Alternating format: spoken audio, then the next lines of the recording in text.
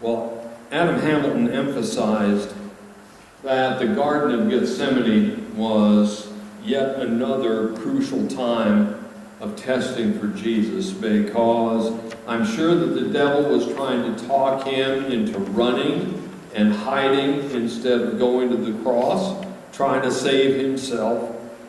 He had been extremely brave, but he was facing the intimidation of the entire religious system and what it had become in his day.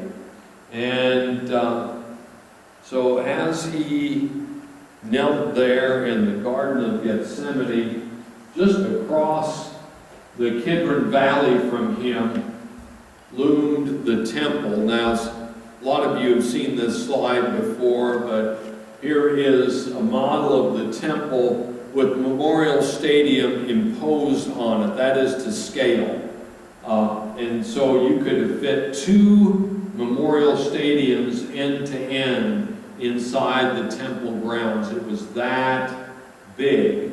And if you take the next slide gives you some idea of what those temple grounds looked like without lots and lots of people or activity there.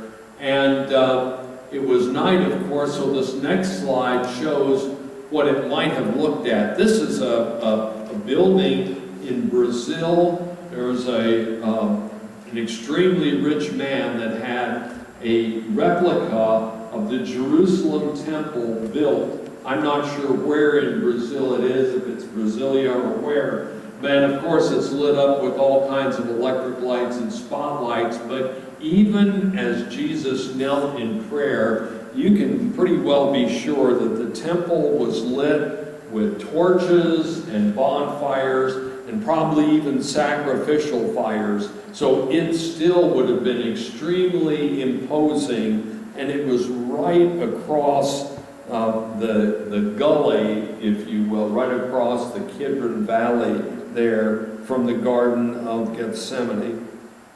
Now, Mark recorded that Jesus was distressed and troubled there in the garden.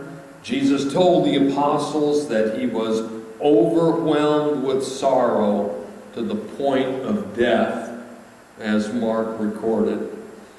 And now, I think there were several ways that Jesus struggled there in the Garden of Gethsemane. First, we know that he had to be struggling with his own fear, because he knew what was coming. Some people might believe that Jesus was not able to be afraid, but I think that is clearly not the case. I think he was terrified of what he was going to have to go through, but forced himself to do it in obedience to God his Father. Luke recorded that Jesus was in such anguish that his sweat was like drops of blood falling to the ground as he prayed. Now, there is a rare medical condition, I think I've got it right, hematidrosis. All of you medical folks know what I'm talking about, but in this condition, the capillaries first constrict in your skin, and then they expand and get so large that they burst and bleed into your pores, so that when you sweat, you really do literally sweat blood. That's a picture of hematidrosis, and it's not a very pretty thing at all. The most frequent cause of the condition is, and this is a quote, acute fear and intense mental contemplation, according to the National Institute of Health website.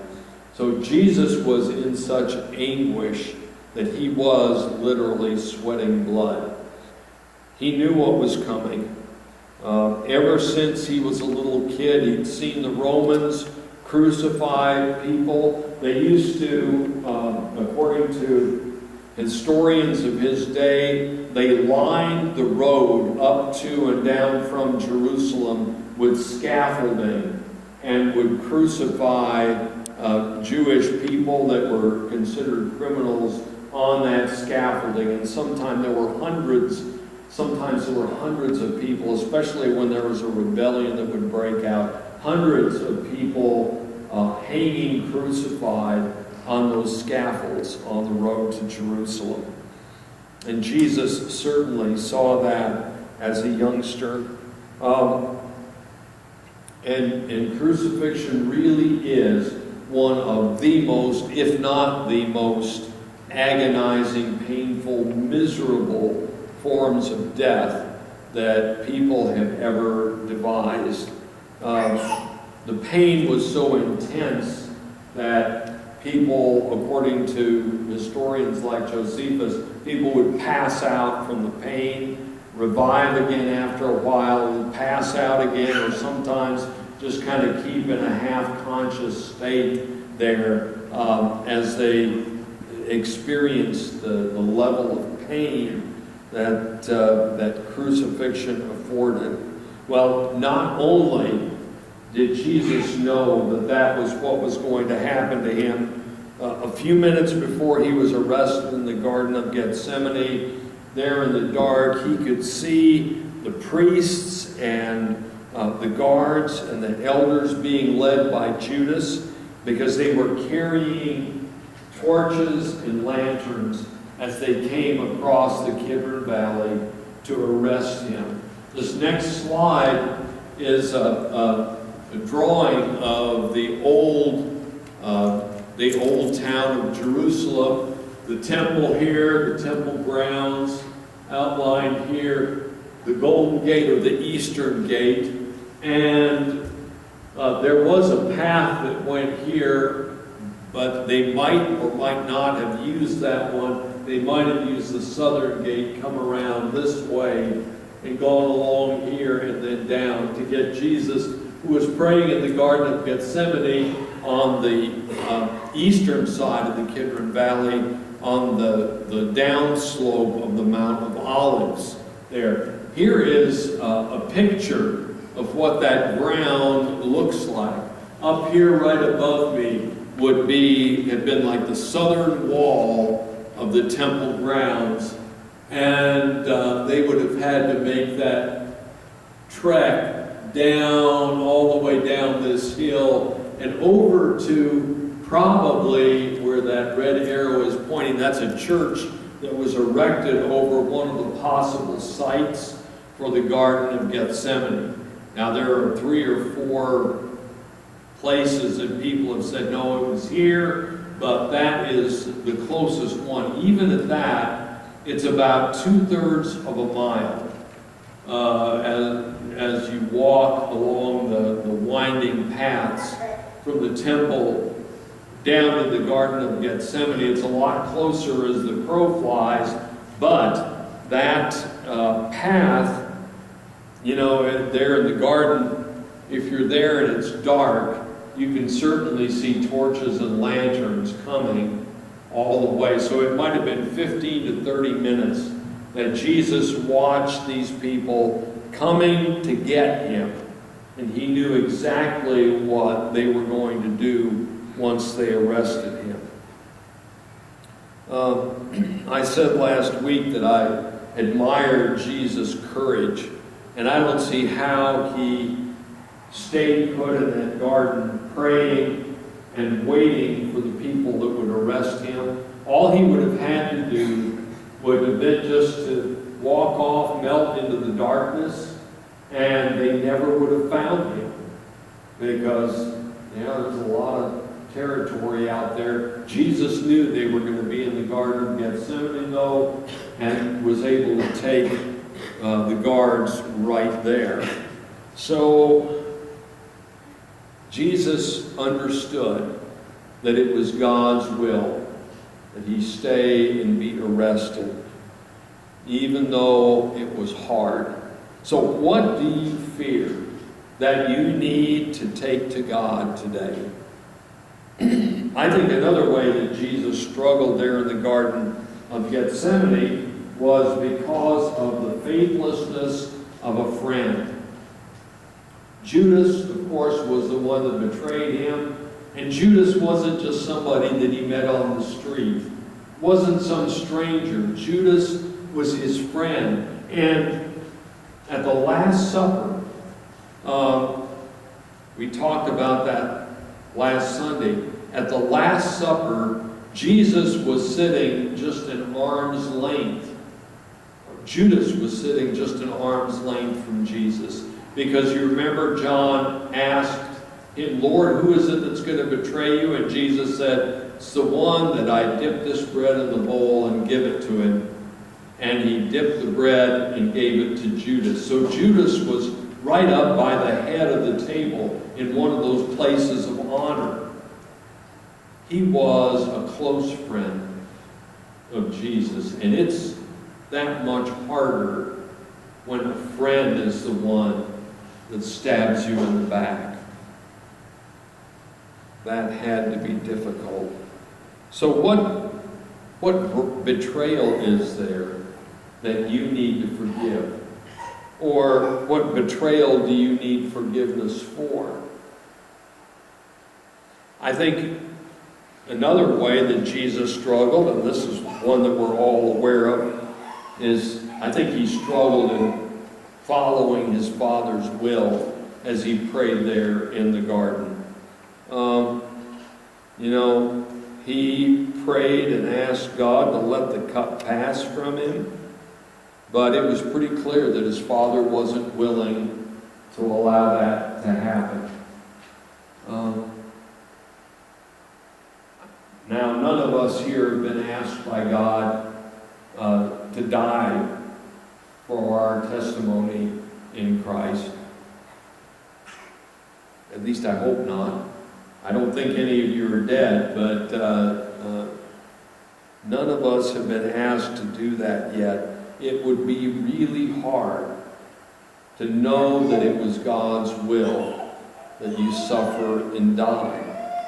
Because remember, Jesus prayed, Father, let this cup pass from me, and then he went, found his disciples sleeping, and so after he told them to wake up, and he went back and he prayed, and the gospel writer said he prayed the same thing. He asked again if God wouldn't please let him not have to go through that. And then he went back to the disciples, and they were sleeping again. And he said, couldn't you stay awake? And he went back and prayed, and the third time, he still prayed the same thing. So we know that he really was struggling with what God asked him to do. The will of God is not always a cinch to do. Sometimes it is really hard. Clearly, for Jesus, it was the hardest thing that he'd ever done, and harder than most of the things we believe that God asks us to do. But it's natural to feel frustrated with God or angry toward God when we know God's will, but it's so hard. So are there any feelings of frustration or anger toward God that you're dealing with, even though you know that God's way is right? Finally, I think that Jesus struggled with the failure of all of his followers there in the Garden of Gethsemane. It's amazing to me that in none of the gospel accounts do we see any of the disciples offering him words of encouragement or compassion. They were full of food from that meal. They were intent on him becoming king and then being right along with him, sitting next to the throne, and they just didn't have a clue. They weren't concerned about what he was going through. Nobody said, well, Lord, you're obviously hurting. My gosh, you're sweating blood. Let me take your hand, and I'm going to stay here and pray with you, and we'll get through this. No, nobody did that. They went off and slept. And Jesus knew not only that they were all sleeping, but he knew that every one of them was going to desert him. That would have to be hard. I imagine that there were times when he came up to them and saw that they were all sleeping, and he said, "Father, is this really worth it? Do I really need to save these people?" But he did. Who is it that you think should be supporting you, but from whom you're receiving no support or encouragement, even though you've asked for it repeatedly? It's hard.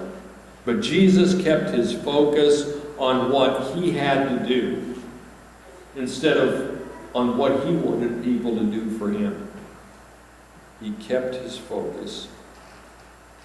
So, what is at the center of your prayers this Lent?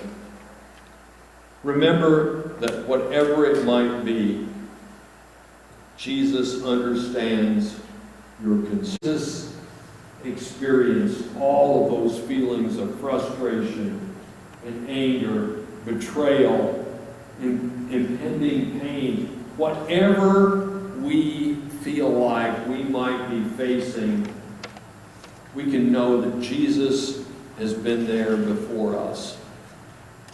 And if we ever wonder if he's hearing us, if God cares, know that he does, because Jesus went through those same things as he struggled in the Garden of Gethsemane. Now, he may not give us the answer to our prayers that we want. Sometimes that answer is no, just like his Father answered him in prayer, right? The answer was no, I won't take that cup from you. Sometimes the answer is wait. And in our impatience, it's tough. It's tough to not get our answer right away. But thanks be to God that he's given us a model of what it means to pray there in Gethsemane. So thanks be to God. Amen and amen.